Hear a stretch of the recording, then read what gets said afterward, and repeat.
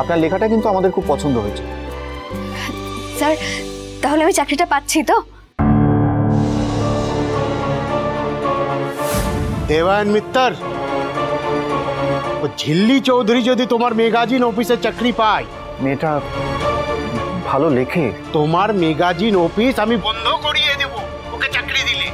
কথাটা মাথাতে গুছিয়ে লিও। স্যার চাকরিটা পাচ্ছি তো? হ্যাঁ, কিন্তু তার আগে কিছু প্রোটোকল আছে। আপনাকে আপনার পরিচয়পত্র, সার্টিফিকেটস এগুলো সব জমা দিতে হবে। মানে গ্র্যাজুয়েশন, পোস্ট গ্র্যাজুয়েশন এই সার্টিফিকেটগুলো তো দিতেই হবে। স্যার কিন্তু আমার তো সেরকমভাবে কোনো ডিগ্রি নেই। হোয়াট? তাহলে তো আমরা কোম্পানি রুলেই ফেসে যাব।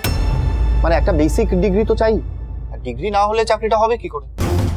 না কিন্তু লেখালেখির জন্য লিখতে পারাটাই যথেষ্ট না স্যার? কখনোই নয়, তা হতে পারে না।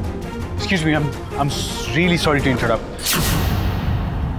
আপনি তো ওকে একটা ফ্রিল্যান্সিং এর জব দিতে পারেন। I am sorry, I overheard the conversation বাইরে থেকে, তাই ঢুকে এসে কথা বলতে বাধ্য হলাম। কিন্তু সকালে আপনার ফোনটাই প্রথম এসেছিল আমার কাছে। And you sounded very excited. আপনি নিজে বলেছেন যে ওর লেখা আপনার পছন্দ হয়েছে, তাই আমি আপনাকে ওর নাম্বার দিলাম যাতে সরাসরি আপনি ওকে ফোন করে বলতে পারেন।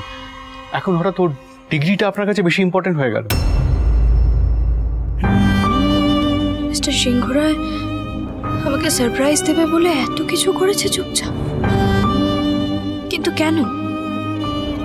আমি তো ঝোড়া নই, তাহলে আমায় নিয়ে ওনার কিসের এত মাথা ব্যথা?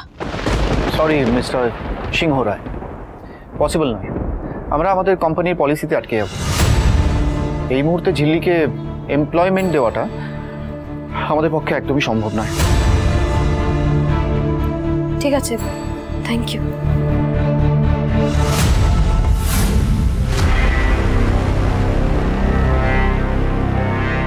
As a life coach, I can assure you, Chilli is very talented. আর ও একদিন ওর পড়াশোনা কমপ্লিট করে ওর ডিগ্রি অ্যাচিভ করবে, and she will do that. একদিন ও খুব নামী একজন লেখিকা হবে, আর সেদিন আপনার এই আমার বান্ধবী থেকে হয়তো ছুটবে ওর পেছনে ওর একটা লেখা ছাপানোর জন্য। and who knows, সেদিন হয়তো ঝিল্লির কোনো সময় থাকবে না আপনাদের জন্য।